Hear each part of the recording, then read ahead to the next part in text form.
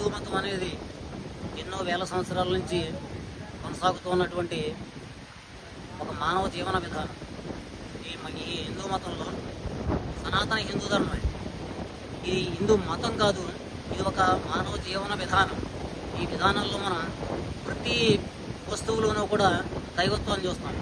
ప్రకృతిలో కూడా ప్రతి చెట్లులోనూ, ప్రతి పుట్టలోనూ, ప్రతి జంతువులోనూ, ప్రతి నీటిలోనూ, పంచభూతాల్లోనూ కూడా మనం దైవత్వాన్ని చూసే హిందూ సనాతన ధర్మాన్ని మూలాధారం వేదాలు, ఉపనిషత్తులు, పురాణాలు, రామాయణ, భారత, భాగవతాలు, భగవద్గీత ఇత్యాది గ్రంథాలన్నీ కూడా ఈ హిందూ సనాతన ధర్మాన్ని కాపాడుకుంటూ వస్తున్నటువంటి ముఖ్యమైన విషయం.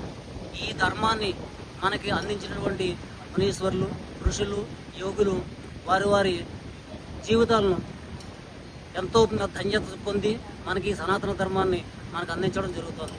ఇటువంటి మునీశ్వరులు తపస్సు చేసుకున్నటువంటి పవిత్ర పుణ్యక్షేత్రం మునికోడలి.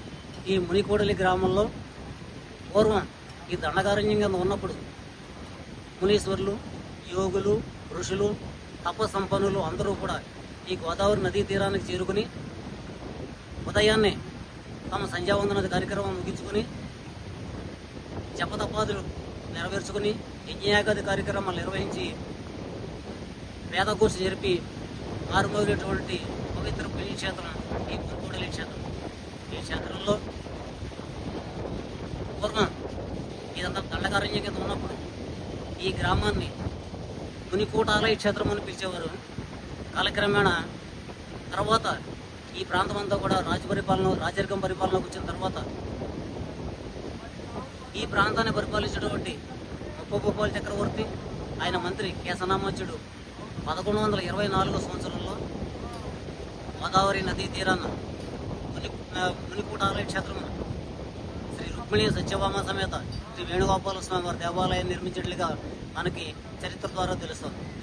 అదేవిధంగా ఈ 1124 సంవత్సరంలో ప్రతిష్ఠించబడినటువంటి ఈ దేవాలయాన్ని మరలా 1324 సంవత్సరంలో తురుష్కుల దండయాత్రలు ధ్వంసం గావించబడి ఈ ప్రాంతం అంతా కూడా రాజరికం తర్వాత సంస్థానాల పరిపాలనలోకి వచ్చినప్పుడు ఈ విషయాన్ని తెలుసుకున్నట్టు పిఠాపురం సంస్థానం వారు 1484 సంవత్సరంలో శ్రీ రుక్మిణి సత్యభామ సమేత శ్రీ వేణుగోపాల స్వామి వారిని తిరిగి పునఃప్రతిష్టాపన చేసినట్లుగా మనకు చరిత్ర ద్వారా తెలుస్తుంది.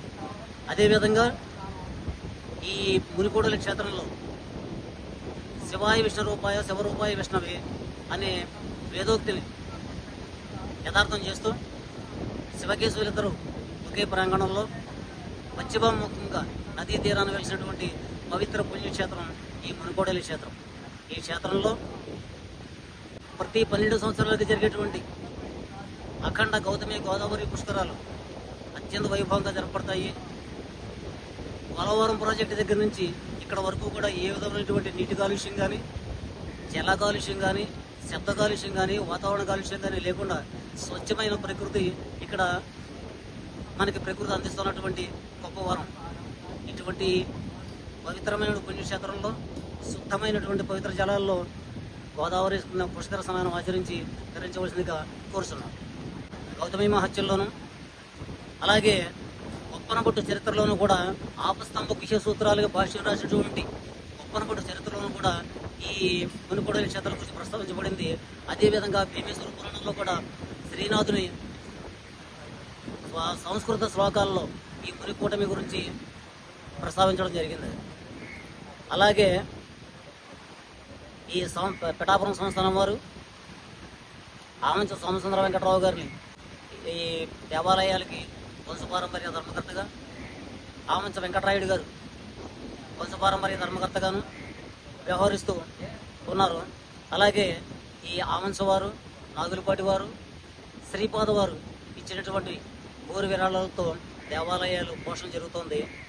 ఈ మునికోడలి క్షేత్రంలో వెలిసినటువంటి ఉమా పార్వతీ సోమేశ్వర స్వామి వారిని శ్రీపాద శివరామ సిద్ధాంతి గారు 18వ శతాబ్దంలో కాశీ నుండి స్ఫటికలింగాన్ని తీసుకొచ్చి ప్రతిష్ఠించినట్లుగా వారు వంశీకుల ద్వారా మనకు తెలుస్తోంది.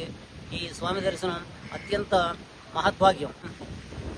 పిఠాపురంలో ఉన్నటువంటి శ్రీపాద శ్రీవల్లభ స్వామి చరిత్రలో కూడా మనకి ఈ మునికోడలి క్షేత్రం గురించి విశేషత కనపడుతుంది.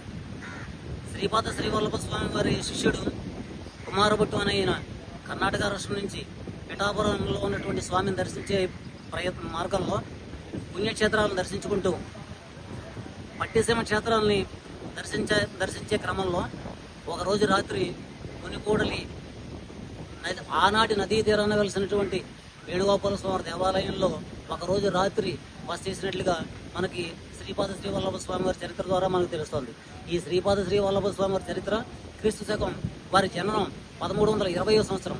అంటే ఈ 1320వ సంవత్సరం నాటికే మునికోటాలయ క్షేత్రమున ఆనాటి నదీ తీరమున శ్రీ వేణుగోపాల స్వామి వారి దేవాలయం ప్రతిష్ఠించబడినట్లుగాను అత్యంత వైభవంగా వర్తిల్తున్నట్లుగాను మనకి తెలుస్తోంది.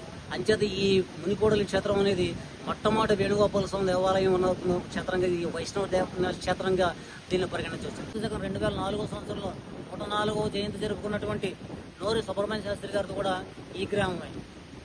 ప్రాచీన హిందూ దేశ చరిత్ర రచించినటువంటి నేతి సుబ్రహ్మణ్య స్వామియాజులు వంశీకులు కూడా ఈ గ్రామానికి చెందిన వారే అని చెప్పి తెలుస్తుంది.